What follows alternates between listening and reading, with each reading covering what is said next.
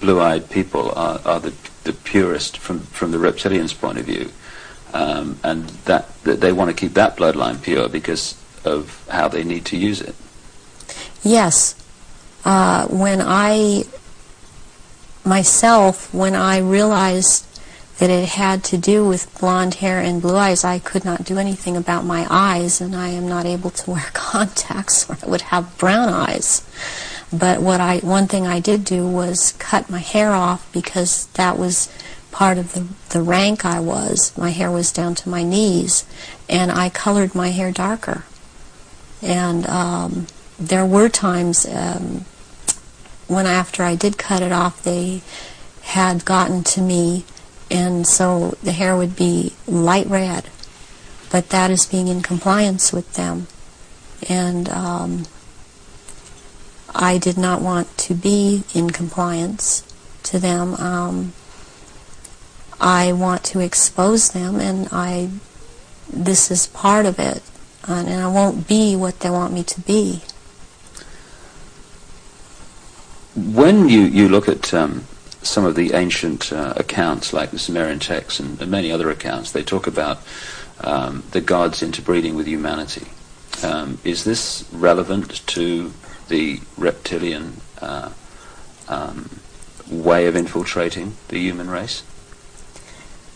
Yes, it is, because human beings all through the ages have accepted God's interbreeding or being accepted as humans, and that shows in Christianity, it shows in Judaism. It also, they have used Egyptology, or the Egyptian religions, a lot, and the present head of the Illuminati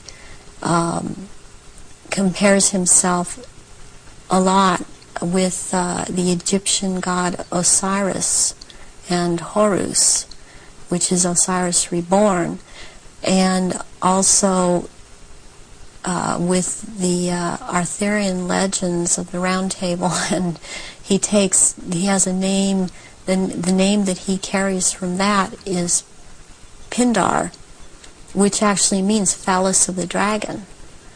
And the other name, Osiris, he has carried because he takes the name at this time, the Marquis de Libero, which means the liberator of or from the waters. And the story of Osiris is that he was cut into 14 pieces and thrown into the River Nile, and the one piece, Isis found the pieces and put them back together again, and she could not find the 15th piece, which happened to be the phallus, so a gold phallus was made. And this is very important in this group in the Illuminati. This is important, and it's important to think that about the head of the Illuminati, because what comes from a golden phallus would be a superior seed for a race, and this is how this is what they are doing with all of these bloodlines to keep the bloodlines going, are impregnating Aryan people of Aryan blood that hold high stations with them, impregnating them with this seed of Pindar. And therefore it's important to keep this history in mind and the names in mind that he is going by at this time.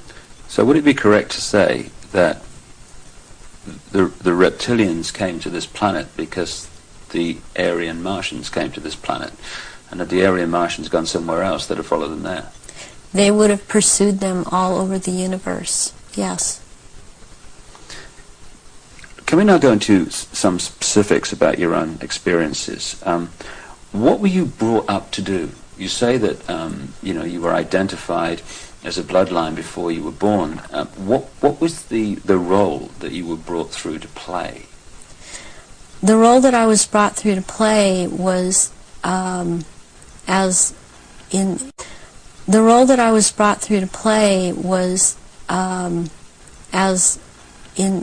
the Illuminati was as a goddess. Specifically, the address is Mother Goddess, Starfire. And the Starfire goes back to the blood in the menstrual blood, what is contained in that. And the address, the way that I was addressed was Mother Goddess. There are only 3 Mother Goddesses. There can only be 3 at a time on this planet, and there is a male equivalent of which there can be only 3 of them.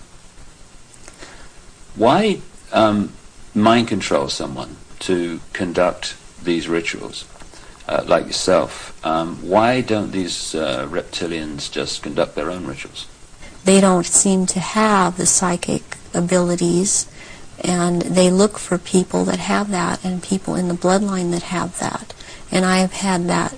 I've had a tremendous amount of psychic ability, and so I was picked and bred from before birth, and this is also something that other survivors that have been in high positions have known about me and told me. What's the connection then between you having psychic abilities, those being recognized from the start, and you being brought through to conduct their major rituals? Well, it's kind of twofold. First of all, they needed the psychic abilities because they control or attempt to control events, because I would have the ability to foretell what was going to happen, and they needed the information to just try to control it to an outcome that was good for them. The second thing is that during the rituals, you had to have psychic ability. You have to be very powerful in that way to call out the old ones that are also reptilian, that come from another dimension. They actually they materialize from out of another dimension and are present at rituals, and they are so powerful, and their presence is there's such an evilness about them, and they want out of this other dimension, and they can't. They have to be called out by someone who has that power, and the reptilians don't have this power. That's very important, that they don't have this power to call out these old ones that have to do with them.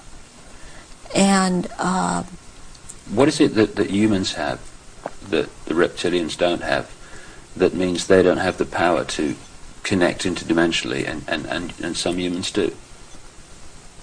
We have the ability to foresee, to be able to become vibrationally higher, and see into those levels, go into those levels, and in fact, agencies use this. They call it remote viewing. Humans have the ability to go into the past, to go into the future, to go to other places, to astrally leave their body, astrally, and to see things that we've always had this ability, and it's like having the third eye, which they don't have. They don't have this ability. So during a ritual, these old ones are called out, and they are what Christianity would have called the demons. They are called out, and there is a circle that it has a hexagon in there, which is a powerful occultic symbol, and then there is a pentagram, and then there in the middle of that there is a triangle, and if you're the one calling them out, then you stand in the triangle so that you're not devoured or taken by these creatures that come out. That creates an energy field around you which they Right. can't penetrate. They can't penetrate it, and they cannot get outside the pentagram. and they want out. They're always demanding to be let out. And so you have to be very powerful to keep them in line and to make them go back when it is time for them to go back. Why do the reptilians want to manifest these quote, demons at the rituals? It brings power to the rituals. It brings power to them. They are told things by these entities, and they are encouraged to go on with what they're doing, and knowledge is imparted to them through these entities. But it takes a person with the ability to bring them out and make them answer, because they don't want to cooperate. They have to cooperate when the right person has control over them. And that's to do with that person's energy and ability to use right. energy. Yes. You talked about the Aryan race coming from Mars. One expression of it seems to be very clearly what we call the Phoenicians. The Phoenicians had two deities, St. George, which became a British deity, who defeated the dragon, which seems incredibly symbolic, and also St. Michael, who, according to the legend, banished Satan, or this negative force, into the abyss. Is this symbolism of the abyss anything to do with the fact that these reptilian demons of another dimension are somehow locked in a time-space prison, and they can't get out, and they can only get out when they're brought out in that way? Yes, they want out of that dimension. They have been thrown into that dimension, and they can't leave that dimension. And that's actually what the abyss is about, is being in a different dimension. It's like something to do with the fourth dimension. And before I even knew, for example, what I was saying, or I realized what I was saying, I would be saying things to my therapist and other survivors that the fourth dimension was a dimension to stay away from. Not at that time understanding the whole thing. Why do these rituals take place at certain key times of the year, and so often are related to the phases of the moon? Because the moon has an influence on this planet, and also the sun. These also take place during different things that go on with the sun, but the moon it's kind of a really very cyclical thing with the moon.